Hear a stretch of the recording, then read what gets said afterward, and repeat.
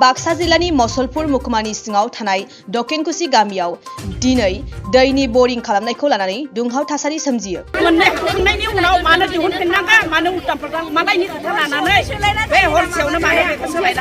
मिथिनो मोननाय बादिब्ला दकेनकुसि गामिनि अंगनाबादी मिरुआव लोंनाय दैनि राहा खालामना होनायनि जुनै गंसे बरिं सेंसन जादोंमोन।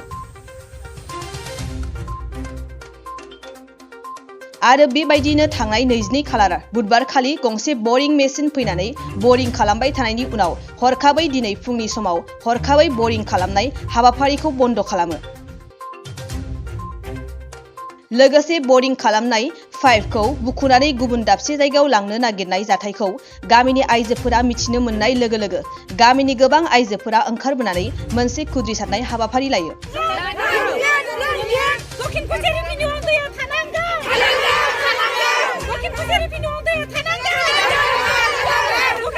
बे खुद्रिसारनाय हाबाफारिनि गेजेरजों आइजोफोरा जोंनो बरिं नांगौ, जोंनो दै नांगौ, फैखानाय बरिंखौ गुबुननाव लांनो मोना बायदि स्लगान होनानै थासारिखौ दुंहाव खालामनायजों लोगोसे बिनि सायाव बिटिसि गाहाय प्रमद बर' आरो बियाबनि MCLA खाथिराम बर'खौ नांगौ बायदि राहा लानो खावलायो।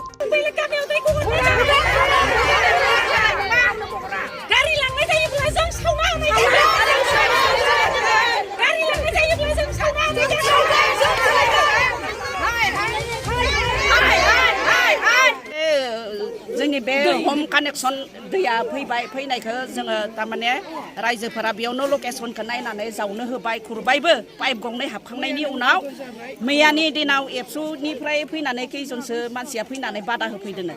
बेयाव दैया दोनखायो बेयाव मानो होबाय थादो होननानै दा बेलेगाव लांनायदो बे बुस्थुखौ। बेनिफ्राय जोङो गामि दरनैनि हिनजावफोरा मिथिनानै दरथाम दरब्रै गामिनि हिनजावफोरा मिथिनानै जों होनबाय जों बे बुस्थुखौ जों बेलेगाव हरा, जोंनि नामाव सेनसन जाना फैनाय बुस्थुखौ जोंनियावनो गायनांगौ, जोङो दै मोनलोंनांगौ। जों दैनि थाखाय जोंनि न'खराव बेसेबां आलाय सिलाय बा नांलाय खमलायबो जायो दैनि थाखायनो। बेनिखायनो जोङो बे फैखानाय आसनिखौ जों गुबुननो हरनो हानाय नङा आरो हराबो जोङो। आरो दिनैनो बे खामानिखौ स्टार्ट खालामनांगौ। आरो अफिस आदाলত तारमाने मिथिं गावखफाफोराव बुङो जल जीवन मिशन आसनि बिखुद्ध पानि घरे घरे खाबा पाबा लागे होननानै माखौथो लेक्सार होयो। होमबा दिनै फैखानाय आसनिखौ जोंनो मानो होनो नागिराखै? जोंनो नांगौ।